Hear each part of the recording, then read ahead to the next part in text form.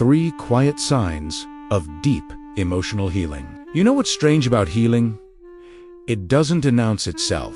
There's no medal ceremony, no certificate, no moment where the universe taps you on the shoulder and says, "Congratulations, you're fixed now." Instead, healing happens in the quietest corners of your life, in moments so small you might miss them completely. You might be waiting for some grand transformation, expecting to wake up one day feeling brand new, completely unburdened, finally whole. But that's not how it works. Real healing, it shows up in the way you respond to a text message, in the silence you can now sit with, in the person you no longer feel the need to prove yourself to. Today, I want to talk about 3 silent ways you're healing that have nothing to do with feeling happy all the time or having your life completely together, because sometimes the deepest growth happens when number 1, you stop performing your pain. Let me ask you something. When was the last time you felt hurt ... and didn't immediately need to tell someone about it? When was the last time something bothered you and you just sat with it? Without posting about it, without venting, without turning it into a story you needed someone else to witness. There's a phase in life, and maybe you've been there, where pain becomes part of your identity. You wear it. You perform it. Not because you're seeking attention, but because somewhere along the way, you learn that pain is the only currency people take seriously. So you talk about how exhausted you are, how much you've been through, how nobody understands, and it's not fake, it's real, but it's also ... performed. You need people to see that you're struggling, because if they don't see it, does it even count? But here's the thing about healing. When you start to truly heal, you stop needing an audience for your pain. You stop needing to prove how hard things are. You stop needing validation that, yes, you have a right to feel this way, because you already know. You don't need someone else to confirm your reality anymore. You trust your own experience. You trust your own hurt. And that trust is so solid, so grounded, that you don't need to broadcast it. This doesn't mean you become cold or closed off. It doesn't mean you stop sharing or being vulnerable. It means you stop performing. You stop turning every wound into a monologue. You stop checking if people noticed. You stop scanning the room to see who's paying attention to your struggle. You just ... feel what you feel. Process it quietly. Move through it at your own pace. And you know what's wild? People might think you're doing better because you're not talking about it anymore. They might think you've moved on, that everything's fine now. But the truth is, you're just healing in private. You've learned that not everything needs to be shared. Not everything needs to be understood by others. Some wounds are just between you and yourself. And that's one of the most powerful shifts you'll ever make. Because when you stop performing your pain, you finally give yourself permission to actually feel it. To sit with Italiano. To let it transform you, instead of just using it to explain yourself to the world. So, if you've noticed that you're talking less about what hurts, that's not avoidance. That's growth. That's you learning to hold space for yourself. And that, my friend, is healing. Number 2, you're no longer afraid of being misunderstood. Here's a question that might sting a little. How much of your energy goes into making sure people get you? Think about it. How many times have you over-explained yourself, sent a follow-up text just to clarify your tone, rehearsed conversations in your head, trying to predict how someone might misinterpret what you said? How many times have you twisted yourself into shapes just so someone wouldn't get the wrong idea about who you are? If you're like most people, the answer is a lot. Because we're terrified of being misunderstood. We're terrified that someone will see us wrong, judge us unfairly, walk away with a version of us in their head that isn't true. And so we perform. We explain, we justify. We defend, we send paragraphs when a sentence would do. We apologize when we didn't do anything wrong. We shrink ourselves, bend ourselves, edit ourselves, all to control how we're perceived. But here's the thing, when you start healing, you stop doing that. Not because you stop caring about people, but because you realize something profound.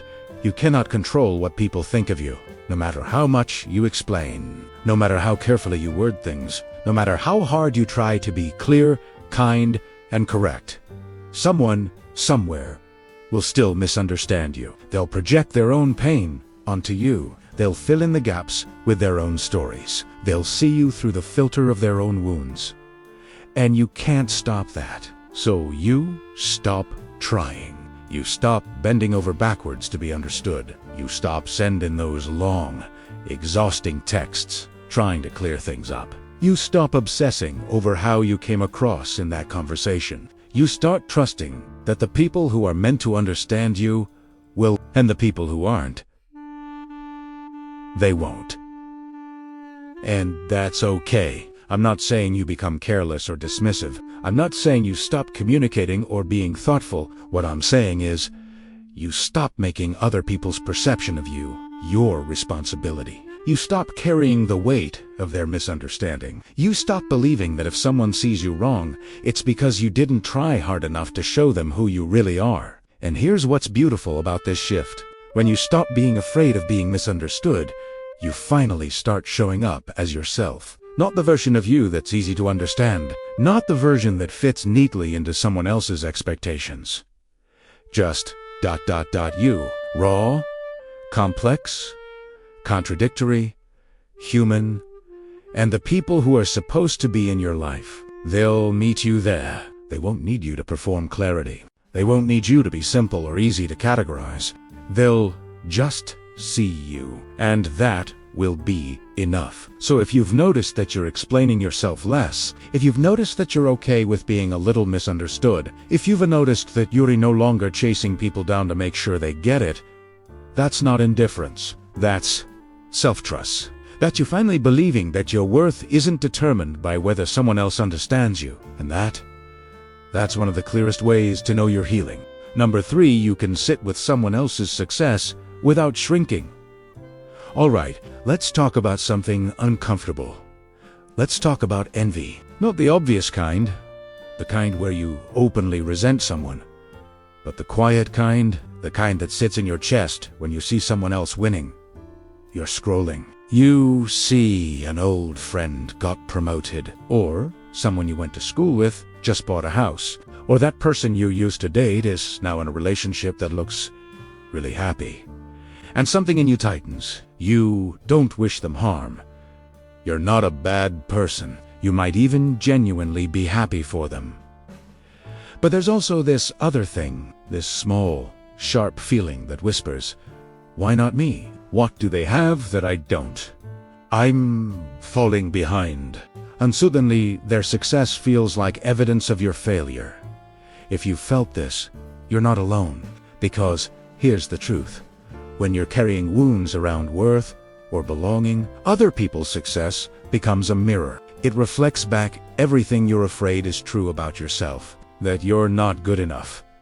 That you're not doing enough. That you're somehow less. And so you do one of two things. You either shrink, you make yourself smaller, quieter, less visible. You stop celebrating your own wins because they feel insignificant compared to theirs. Or you perform. You double down on proving yourself. You post more.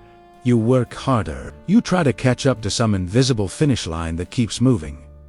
Either way, you're not free. You're stuck in comparison. Stuck in the exhausting cycle of measuring your worth against someone else's highlight reel. But here's what changes when you start to heal. You can sit with someone else's success without shrinking. You can see someone doing well, and instead of that tight feeling in your chest, you just feel neutral, or even genuinely happy. Not because you've arrived, not because you're suddenly wildly successful yourself, but because you've stopped believing that someone else's win takes something away from you. You start to understand, deep in your bones, that there's no scarcity of goodness in the world. That someone else's happiness doesn't diminish yours. That someone else's promotion doesn't mean you're failing. That someone else's relationship doesn't mean you're unlovable. Their path is theirs. Yours is yours. And those two things, they can coexist. When you're healing, you stop keeping score. You stop tracking who's ahead and who's behind. You stop feeling like you're in a race you didn't even sign up for. You start celebrating people without the asterisk, without the but. What about me? Without the quiet ache of inadequacy.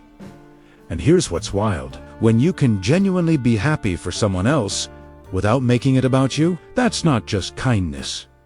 That's self-worth. That's you finally understanding that your value isn't relative. It's not dependent on being better, faster, or more impressive than the person next to you. So if you've noticed that you're scrolling without that tightness in your chest, if you've noticed that you can hear about someone's good news and feel genuinely glad, if you've noticed that you're less focused on comparing and more focused on just living your own life, that's not indifference.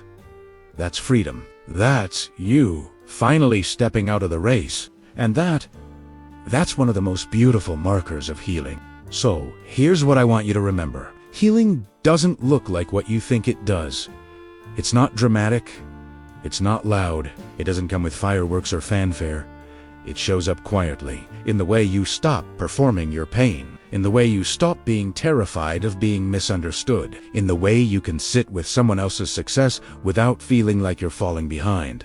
These aren't the things we celebrate. They're not the milestones people congratulate you for, but they are the truest markers of growth. They're the moments when you realize, oh, I'm different now. I'm softer. I'm steadier. I trust myself more. And that quiet realization, that's everything. So if you've been feeling like you're not healing fast enough, if you've been waiting for some big breakthrough that hasn't come yet, maybe take a second and look for the small things. The moments where you didn't react the way you used to. The times you chose yourself, even when no one was watching. The quiet shifts that no one else will ever see. Because that's where healing lives.